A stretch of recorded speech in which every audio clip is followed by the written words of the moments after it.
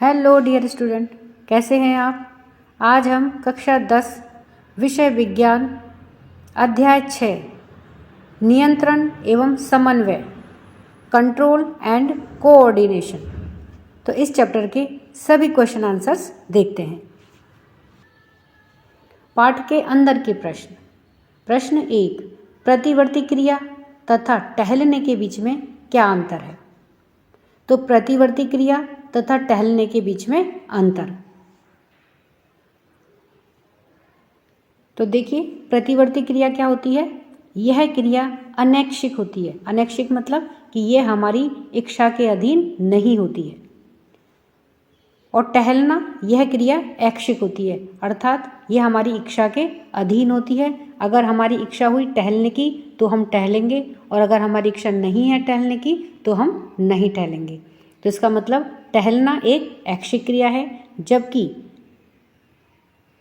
प्रतिवर्ती क्रिया या रिफ्लेक्स एक्शन क्या है, अनैच्छिक क्रिया है। दूसरा है इनमें अंतर कि इसमें मेरुरज्जु तथा मस्तिष्क दोनों ही भाग लेते हैं, यानी कि यह क्रिया मेरुरज्जु तथा मस्तिष्क दोनों के अधीन होती है। टहलना, यह मस्तिष्क के द्वारा नियंत्रित होती है। तीसरी है कि प्रतिवर्ती क्रिया की तीव्रता या फिर इंटेंसिटी को परिवर्तित नहीं किया जा सकता, जबकि टहलने की तीव्रता को परिवर्तित किया जा सकता है। अर्थात हम तेजी से टहल सकते हैं, हम थोड़ा धीमी गति से भी टहल सकते हैं। चौथा है, यह जीवन एवं सुरक्षात्मक महत्व रखती है। प्रतिवर्ती क्रिया जीवन एवं सुरक्षात्मक महत्व रखती है, जबकि टहलना क्या है, जीवन एवं सुरक्षात्मक महत्व के अतिरिक्त विभिन्न कार्य करता है। प्रश्न 2, दो तंत्रिका कोशिकाओं यानी कि न्यूरॉन के मध्य में अंतर्ग्रथन या सिनेप्स में क्या होता है। तो एक्सॉन के अंत में विद्युत आवेग कुछ रसायनों का विमोचन कराता है। विमोचन यानी कि उनको छोड़ता है, रिलीज कराता है। ये रसायन रिक्त स्थान या सिनेप्स, सिनेप्टिक दरार को पार करते हैं और अगली तंत्रिका कोशिका की ध्रुमिका में इसी तरह का विद्युत आवेग प्रारंभ करते हैं। प्रश्न तीसरा है, मस्तिष्क का कौन सा भाग शरीर की स्थिति तथा संतुलन का अनुरक्षण करता है। तो मस्तिष्क का अनुमस्तिष्क अर्थात सेरिबेलम भाग शरीर की स्थिति तथा संतुलन का अनुरक्षण करता है। प्रश्न 4, हम अगरबत्ती की गंध का पता कैसे लगाते हैं। तो अगरबत्ती की गंध का पता नासिका में स्थित घ्राणग्राही या फिर ऑल्फैक्टरी रिसेप्टर्स, जो कि गंध को ग्रहण करते हैं, वो रिसेप्टर्स होते हैं, उनके द्वारा लगाते हैं। हमारी नाक के भीतर तंत्रिकाओं के सिरों के उत्तेजन से जो संदेश उत्पन्न होते हैं वो मस्तिष्क के प्रमस्तिष्क भाग तक पहुंचते हैं, फिर जिससे कि अगरबत्ती की गंध का ज्ञान होता है। प्रश्न 5, प्रतिवर्ती क्रिया या फिर रिफ्लेक्स एक्शन में मस्तिष्क की क्या भूमिका है। सामान्यतः दैहिक प्रतिवर्ती क्रियाएं मेरुरज्जु के द्वारा नियंत्रित की जाती हैं। मेरुरज्जु यानी कि रीढ़ की हड्डी, इसके द्वारा नियंत्रित की जाती हैं। तथापि मध्य मस्तिष्क सिर, गर्दन एवं धड़ की प्रतिवर्ती क्रियाओं का नियंत्रण करता है। अर्थात हमारा जो सिर है, गर्दन है और धड़ है, इसकी जो जितनी भी प्रतिवर्ती क्रियाएं होती हैं ये सभी मध्य मस्तिष्क के द्वारा नियंत्रित की जाती हैं। पश्च मस्तिष्क का मस्तिष्क पुच्छ यानी कि मस्तिष्क की पूंछ, वो क्या होती है, मेडुला ऑब्लंगेटा। यह हृदय के स्पंदन को, श्वास की दर को, खांसना, छींकना, लार का स्त्रवण, रुधिर का दाब, वमन यानी कि उल्टी, पसीना आदि क्रियाओं का नियमन करता है। पाठ के अंदर के प्रश्न। प्रश्न 1, पादप हार्मोन क्या है। तो पादप हार्मोन या फिर फाइटो हार्मोन्स पौधों में उत्पन्न विशेष प्रकार के रासायनिक पदार्थ जो क्या करते हैं, पौधों की वृद्धि, विकास एवं अनुक्रियाओं का नियमन करते हैं, वे सभी पादप हार्मोन कहलाते हैं और इन्हें वृद्धि नियामक या फिर ग्रोथ रेगुलेटर्स भी कहते हैं। पादपों में मुख्यतः 5 प्रकार के हार्मोन पाए जाते हैं। ऑक्सिन, जिब्रेलिन, साइटोकाइनिन, एब्सिसिक अम्ल तथा इथाइलिन। ये सभी 5 प्रकार के हार्मोन पादपों में पाए जाते हैं। प्रश्न 2, छुई मुई पादप की पत्तियों की गति प्रकाश की ओर प्ररोह की गति से किस प्रकार से भिन्न होती है? तो छुई मुई पादप, तो छुई मुई का पौधा होता है जिसकी पत्तियों को जैसे ही हम छूते हैं तो वो क्या होती हैं, सिकुड़ लेती हैं, अपने आप में सिमट जाती हैं। तो उन पत्तियों की गति एवं प्रकाश की ओर प्ररोह की गति में भिन्नता। तो छुई मुई पादप की पत्तियों की गति, स्पर्श करने पर छुई मुई पादप की पत्तियों में गति होती है, अर्थात वो सिकुड़ जाती हैं तो इनमें गति होती है। प्ररोह में गति प्रकाश के उद्दीपन से होती है। दूसरा है, इस प्रकार की गति को स्पर्शानुकुंचन कहते हैं, अर्थात स्पर्श करने से इसमें जो संकुचन होता है, जो सिकुड़न होती है, उसको क्या कहते हैं? इस प्रकार की गति को स्पर्शानुकुंचन कहते हैं। और ये प्रकाश के कारण इसमें गति हुई है, इसलिए प्ररोह की गति को क्या कहते हैं? प्रकाशानुवर्तन कहते हैं, क्योंकि इसमें जो गति है वह प्रकाश की वजह से हुई है। तीसरा है, यह उद्दीपन की दिशा पर निर्भर नहीं होती है, अर्थात हमने पत्ती को किधर से छुआ है इसकी दिशा पर इसकी गति निर्भर नहीं करती है। प्ररोह में क्या होता है? यह उद्दीपन की दिशा पर निर्भर करता है, अर्थात प्रकाश प्ररोह को किधर से मिल रहा है तो उद्दीपन की दिशा पर प्ररोह की गति निर्भर करती है। चौथा है, यह कोशिकाओं में से अचानक से जल के निकल जाने से उत्पन्न होती है, जबकि प्ररोह में दोनों ओर असमान वृद्धि से उत्पन्न होती है। पांचवा है, यह वृद्धि गति नहीं है, अर्थात इसमें जब हम पत्ती को छूते हैं तो इसमें वृद्धि नहीं होती है, जबकि इसमें क्या होता है? यह वृद्धि गति है। छठा है, यह तीव्र गति से होती है, और प्ररोह में क्या होता है? यह धीमी गति से होती है। तो इस प्रकार से यह छुई मुई पादप की पत्तियों की गति और प्ररोह की गति में अंतर है। प्रश्न 3, एक पादप हार्मोन का उदाहरण दीजिए जो वृद्धि को बढ़ाता है। तो ऑक्सिन एक पादप हार्मोन है जो वृद्धि को बढ़ाता है, अर्थात पौधे में जो वृद्धि होती है उसके लिए कौन जिम्मेदार होता है? Auxin hormone.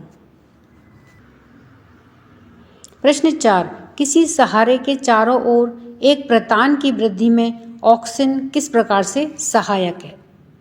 तो प्रतान यानी कि टेंड्रिल स्पर्श के प्रति संवेदनशील है, अर्थात स्पर्शानुवर्तन या थिग्मोट्रोपिज्म गति प्रदर्शित करता है। स्पर्श से उसमें गति होती है, स्पर्श के प्रति वह संवेदनशील होता है। जब यह किसी आधार के संपर्क में आता है तो इसमें स्थित ऑक्सिन स्पर्श के दूसरी ओर विसरित हो जाता है। तो प्रतान क्या होता है? सबसे पहले तो जैसे बेल वगैरह जो जमीन पर नीचे फैलती हैं उनमें पतली पतली धागे के नुमा जो रचनाएं निकलती हैं वे क्या कहलाती हैं? प्रतान या टेंड्रिल कहलाते हैं।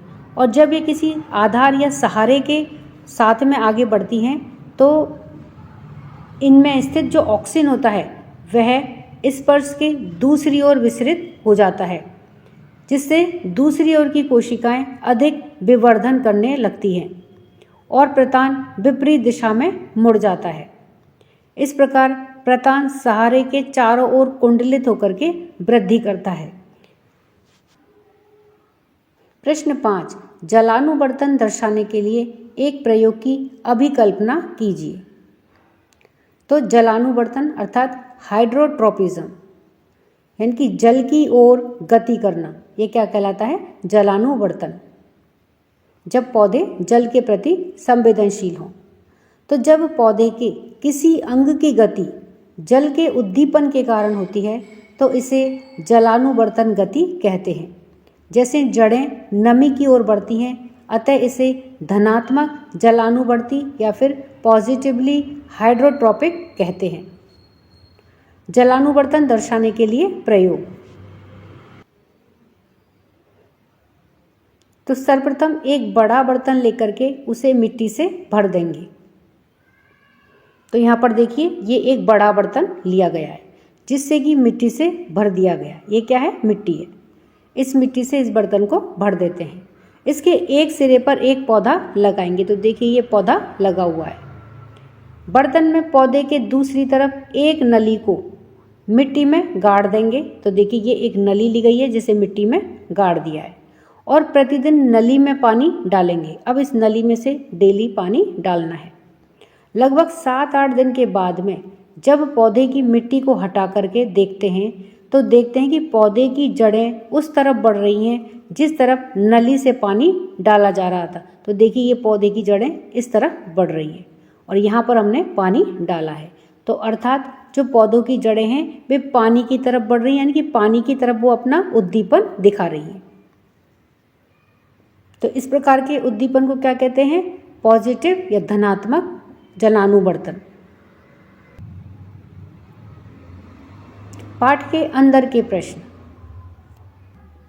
प्रश्न 1, जंतुओं में रासायनिक समन्वय कैसे होता है? तो जंतुओं में रासायनिक समन्वय अंतःस्रावी ग्रंथियों के द्वारा स्रावित हार्मोन्स के द्वारा होता है। ये हार्मोन्स विशिष्ट ग्रंथियों से स्रावित होते हैं तथा रासायनिक संदेशवाहकों के रूप में लक्ष्य कोशिकाओं में पहुंचते हैं और उनके कार्यों पर नियंत्रण एवं समन्वय करते हैं। प्रश्न 2, आयोडीन युक्त नमक के उपयोग की सलाह क्यों दी जाती है? तो आयोडीन युक्त नमक के उपयोग की सलाह इसलिए दी जाती है क्योंकि अबटू ग्रंथि यानी कि थायराइड ग्रंथि को थायरोक्सिन हार्मोन बनाने के लिए आयोडीन आवश्यक होती है। थायरोक्सिन कार्बोहाइड्रेट, प्रोटीन तथा वसा के उपापचय का हमारे शरीर में नियंत्रण करता है ताकि वृद्धि के लिए उत्कृष्ट संतुलन उपलब्ध करवाया जा सके। यदि हमारे आहार में आयोडीन की कमी हो जाएगी तो थायरॉक्सिन का संश्लेषण नहीं हो पाएगा और हम गायटर या नामक रोग से ग्रसित हो जाएंगे। इस बीमारी का लक्षण है फूली हुई गर्दन तथा बाहर की ओर उभरे हुए नेत्र गोलक हो सकते हैं। अतः इस रोग से बचने के लिए तथा शरीर में आयोडीन की कमी को दूर करने के लिए आयोडीन युक्त नमक के उपयोग की सलाह दी जाती है जिससे कि थायराइड ग्रंथि अपना काम आराम से कर सके। प्रश्न 3, जब एड्रेनलिन रुधिर में स्रावित होती है तो हमारे शरीर में क्या अनुक्रिया होती है? तो एड्रेनलिन हार्मोन सीधा रुधिर में स्रावित होता है एवं शरीर के विभिन्न अंगों तक पहुंचा दिया जाता है। एड्रेनलिन हृदय सहित लक्ष्य अंगों या फिर विशिष्ट ऊतकों पर कार्य करता है। परिणाम स्वरूप हृदय की धड़कन बढ़ जाती है ताकि पेशियों को अधिक ऑक्सीजन की आपूर्ति हो सके। पाचन तंत्र तथा त्वचा में रुधिर की आपूर्ति कम हो जाती है क्योंकि इन अंगों की छोटी धमनियों के आसपास की पेशियां सिकुड़ जाती हैं। ये रुधिर की दिशा हमारी कंकाल पेशियों की ओर कर देता है। डायफ्राम तथा पसलियों की पेशी के संकुचन से श्वसन की दर भी बढ़ जाती है और ये सभी अनुक्रियाएं मिलकर के शरीर को संकट से निपटने के लिए तैयार करती हैं। प्रश्न 4, मधुमेह के कुछ रोगियों की चिकित्सा इंसुलिन का इंजेक्शन देकर के क्यों की जाती है? तो इंसुलिन हार्मोन का उत्पादन अग्नाशय में होता है अर्थात लीवर में होता है। यह रुधिर में शर्करा के स्तर को नियंत्रित करने में सहायता करता है। यदि यह उचित मात्रा में स्रावित नहीं होता है तो क्या होगा? रुधिर में शर्करा का स्तर बढ़ जाता है जिस कारण से शरीर पर अनेकों हानिकारक प्रभाव पड़ते हैं। इसीलिए मधुमेह के कुछ रोगियों को चिकित्सक इंसुलिन का इंजेक्शन देते हैं ताकि रुधिर में शर्करा का स्तर नियंत्रित रखा जा सके। अभ्यास प्रश्न 1, निम्नलिखित में से कौन सा पादप हार्मोन है? पहला है ए इंसुलिन, बी है थायरोक्सिन, सी है एस्ट्रोजन और डी है साइटोकाइनिन। तो सही उत्तर है डी, साइटोकाइनिन एक पादप हार्मोन है। प्रश्न 2, दो तंत्रिका कोशिकाओं के मध्य के खाली स्थान को कहते हैं? ए है द्रुमिका, बी है सिनेप्स, सी है एक्सॉन और डी है आवेग। तो सही उत्तर है बी, सिनेप्स। प्रश्न 3, मस्तिष्क उत्तरदायी है? ए सोचने के लिए, बी हृदय के स्पंदन के लिए, सी शरीर का संतुलन बनाने के लिए और डी है उपर्युक्त सभी। तो हृदय देखिए सभी कामों को करता है, तो इसीलिए इसका उत्तर क्या आएगा? डी, उपर्युक्त सभी कामों के लिए मस्तिष्क उत्तरदायी है।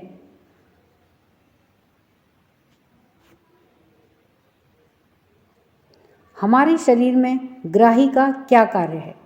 ऐसी स्थिति पर विचार कीजिए जहां ग्राही उचित प्रकार से कार्य नहीं कर रहे हो। क्या समस्याएं उत्पन्न हो सकती हैं? ग्राही अर्थात रिसेप्टर।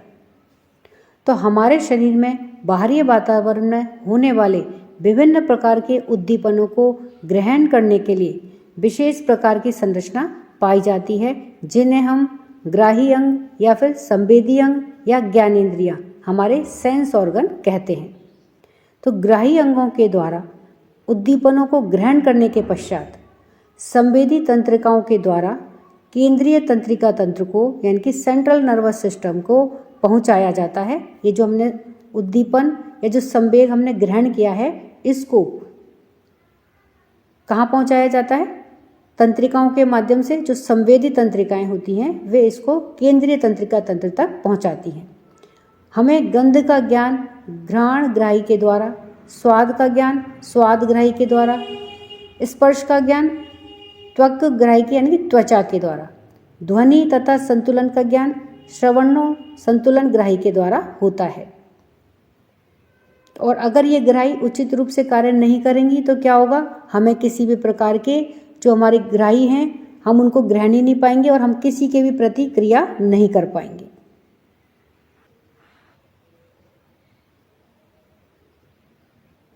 अर्थात हम जो ज्ञानेंद्रियों के द्वारा कार्य करते हैं, अर्थात जैसे गंध का ज्ञान नहीं होगा, स्वाद का ज्ञान हमें नहीं होगा, स्पर्श का ज्ञान हमें नहीं होगा तथा ध्वनि और संतुलन का ज्ञान भी हमें नहीं हो पाएगा, क्योंकि हमारी जो ग्राही हैं या जो हमारे सेंस ऑर्गन हैं वे ढंग से कार्य नहीं कर रहे हैं। यदि ग्राही अपना कार्य सामान्य रूप से नहीं करते हैं तो उपर्युक्त संवेदनाओं को ग्रहण नहीं किया जा सकेगा, जिससे कि कभी कभी विषम परिस्थितियां उत्पन्न हो सकती हैं। जैसे हम गर्म वस्तु पर हाथ लगाने से यदि हमें ताप की पीड़ा का उद्दीपन संवेदी तंत्रिकाओं के द्वारा केंद्रीय तंत्रिका तंत्र को नहीं मिलेगा तो फिर हाथ जल सकता है, क्योंकि हमें ताप का अनुभव ही नहीं होगा, तो फिर हम हाथ को कैसे हटाएंगे? सामान्य स्थिति में प्रतिवर्ती क्रिया के फलस्वरूप गर्म वस्तु पर हाथ लगने पर ताप का उद्दीपन संवेदी तंत्रिका के द्वारा मेरु रज्जु में पहुंचता है और चालक तंत्रिका के द्वारा संबंधित कार्यकारी पेशी को पहुंचा दिया जाता है। कार्यकारी पेशी में संकुचन के फलस्वरूप हाथ गर्म वस्तु से हट जाता है। प्रश्न 5, एक तंत्रिका कोशिका यानी कि न्यूरॉन की संरचना बनाइए तथा इसके कार्यों का वर्णन कीजिए। तो तंत्रिका कोशिका संदेशों का संवहन करने वाली मूल इकाई होती है। यह विशेष रूप से लंबी होती है। एक तंत्रिका कोशिका यानी कि न्यूरॉन के द्रुमकृतिका सिरे के द्वारा सूचनाएं उपार्जित की जाती हैं और एक रासायनिक क्रिया के द्वारा यह एक विद्युत आवेग पैदा करती हैं। यह आवेग द्रुमिका से कोशिका का यानी कि साइटोन तक जाता है और तब तंत्रिकाक्ष यानी कि एक्सॉन में होता हुआ इसके अंतिम सिरे तक पहुंच जाता है। एक्सॉन के अंत में विद्युत आवेग कुछ रसायनों का विमोचन करता है। ये रसायन रिक्त स्थान या सिनेप्स को पार करते हैं और अगली तंत्रिका कोशिका की द्रुमिका में इसी तरह से विद्युत आवेग को प्रारंभ करते हैं। इसी तरह का एक अंतर्ग्रथन यानी कि सिनेप्स अंततः ऐसे आवेगों को तंत्रिका कोशिका से अन्य कोशिकाओं जैसे कि पेशी कोशिकाओं या ग्रंथि तक ले जाता है।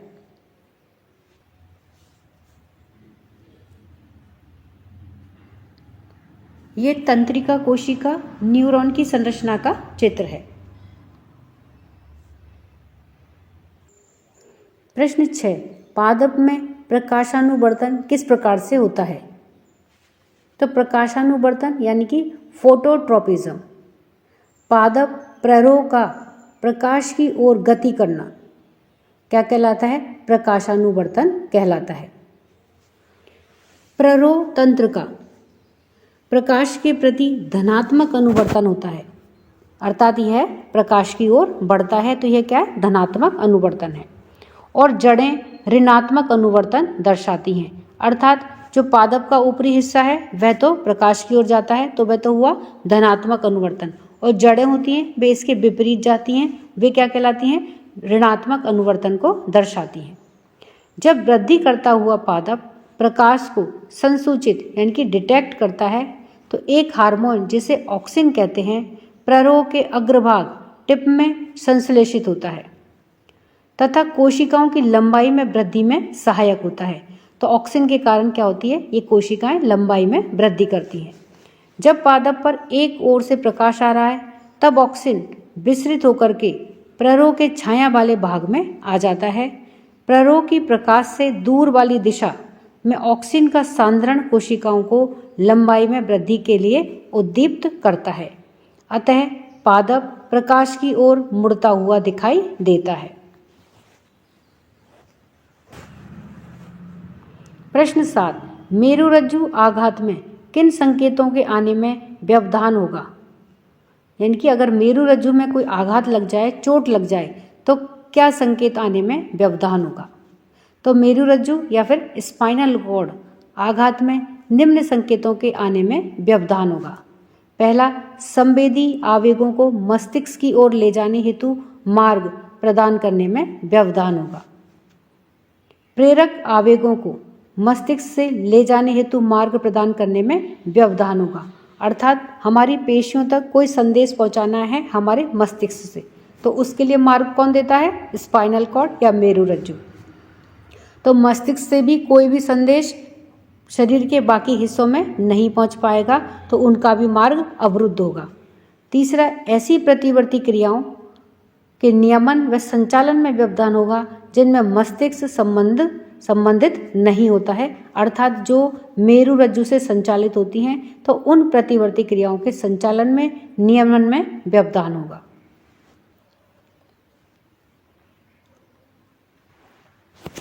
प्रश्न 8, पादप में रासायनिक समन्वय किस प्रकार से होता है? तो पादप में रासायनिक समन्वय हार्मोन के द्वारा होता है।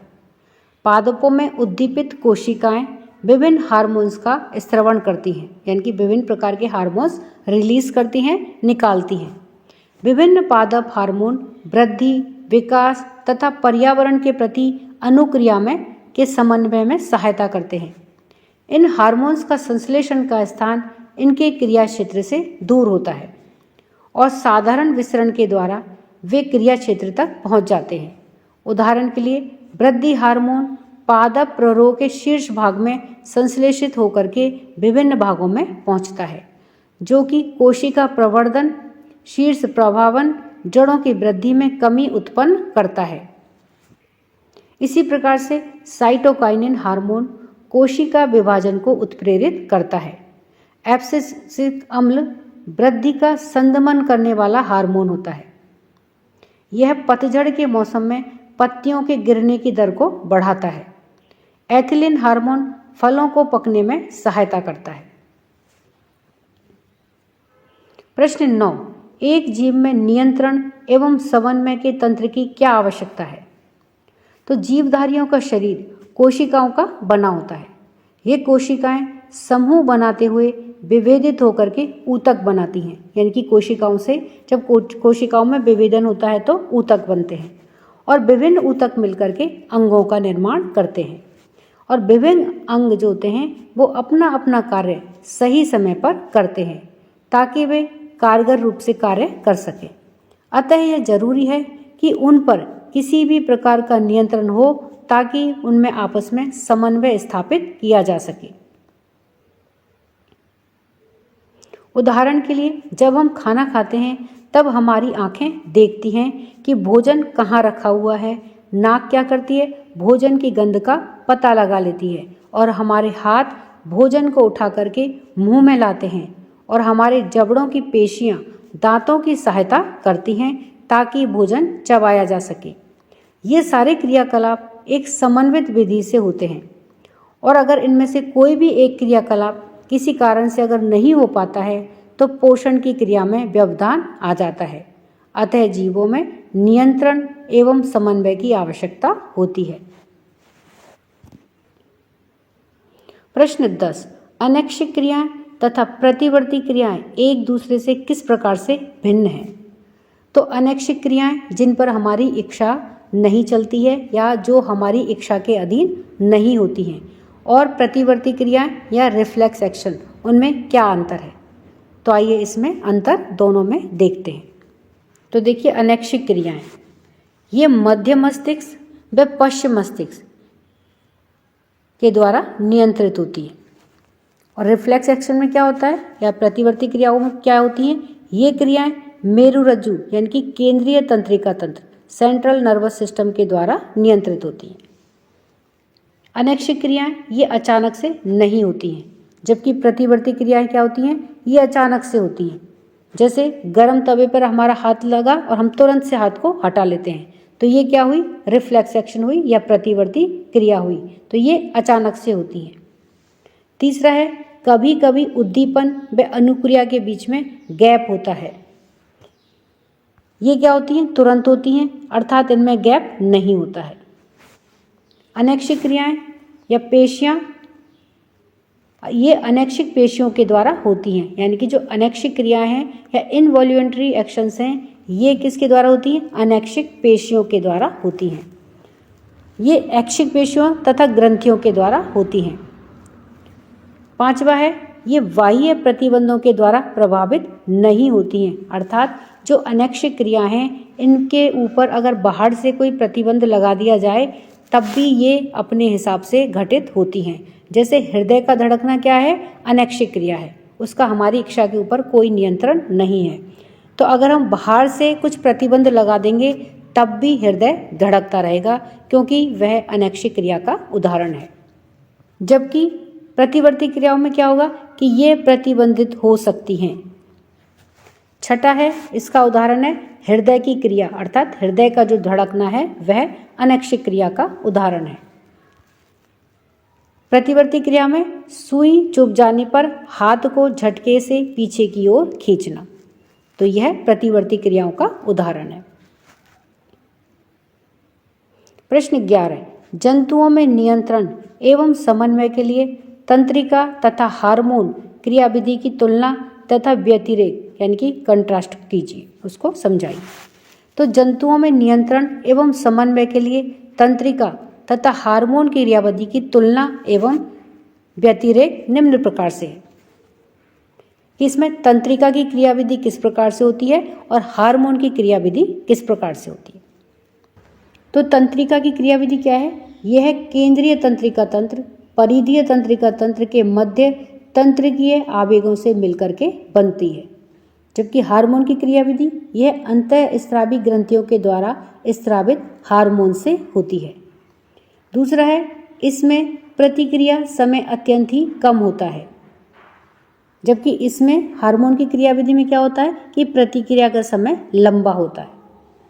तीसरा है, तंत्रिकीय आवेग कार्य में विशिष्टीकृत नहीं होते हैं, जबकि हार्मोन्स में क्या होता है कि प्रत्येक हार्मोन का एक विशिष्ट कार्य होता है। चौथा है, इसमें सूचना का प्रवाह तीव्र होता है, यानी कि इनका कार्य बहुत तीव्र है, जबकि इसमें सूचना का प्रवाह धीमी गति से होता है, अर्थात जो हार्मोन्स होते हैं वो धीमी गति से कार्य करते हैं। पांचवा है, तंत्रिकीय आवेग का उत्पन्न होना उद्दीपन की उपस्थिति पर निर्भर करता है, यानी कि जब उद्दीपन होगा तब ही तंत्रिका आवेग उपस्थित होगा। जबकि हार्मोन में क्या है कि हार्मोन का स्रवण पुनर्वनन क्रियाविधि के द्वारा नियंत्रित होता है। छठा है, इसके द्वारा वृद्धि एवं विकास का नियंत्रण अल्प होता है, जबकि हार्मोन की क्रियाविधि में क्या है कि यह तंत्र वृद्धि एवं विकास को नियंत्रित करता है। तो इस प्रकार से तंत्रिका की क्रियाविधि और हार्मोन की क्रियाविधि में अंतर है। प्रश्न 12, छुई मुई पादप में गति तथा हमारी टांग में होने वाली गति के तरीके में क्या अंतर है? तो छुई मुई पादप में गति एवं हमारी टांग में होने वाली गति में अंतर। तो छुई मुई पादप में गति, छुई मुई पादप में गति आघात करने पर या फिर स्पर्श करने के फलस्वरूप होती है। यानी कि जब हम छुई मुई पौधे की पत्ती को छूते हैं तो स्पर्श करने पर या फिर उस पर आघात करने के परिणाम स्वरूप ही उसमें गति होती है। जबकि टांग में गति हमारी इच्छा शक्ति या फिर हमारी आवश्यकता के अनुसार होती है। दूसरा है कि इसमें सूचना स्थानांतरण हेतु विशिष्ट ऊतकों का अभाव होता है, जबकि तंत्रिकाएं इसमें भाग लेती हैं। जब हम टांग में गति करते हैं तो क्या होता है, तंत्रिकाएं भाग लेती हैं, अर्थात तंत्रिकाएं टांग की गति के संदेश को लेकर के जाती हैं। तीसरा है, यह गति पर्णवृंत तल्प या पेल्विस की मृदुतक कोशिकाओं के फ्लैसिड होने के कारण होती हैं, श्लथ होने के कारण होती हैं। जबकि टांग को मोड़ना एवं फैलाना पेशियों की सहायता से किया जाता है। चौथा है, छुई मुई पादप में पाई जाने वाली गति को स्पर्शनांकुंचन कहते हैं, अर्थात ये स्पर्श के कारण होती है, इसलिए इसको स्पर्शानांकुंचन कहते हैं। जबकि टांग में होने वाली गति कैसी है, इसको ऐच्छिक गति कहते हैं, यह हमारी इच्छा के अनुसार होती है। पांचवा है, पादप कोशिकाओं में गति हेतु विशिष्ट प्रोटीन नहीं होते हैं, जबकि टांग में क्या है, इसकी कोशिकाओं में गति हेतु विशिष्ट प्रोटीन पाए जाते हैं। तो इस प्रकार से ये छुई मुई पादप में गति और टांग में होने वाली गति में अंतर है। तो इस तरह से बच्चों हमने इस पाठ से संबंधित सभी प्रश्न उत्तरों को देखा है। वीडियो पसंद आने पर वीडियो को लाइक करें, शेयर करें। चैनल पर नए हैं तो सब्सक्राइब करना ना भूलें। मिलते हैं नई वीडियो में। इसी के साथ धन्यवाद।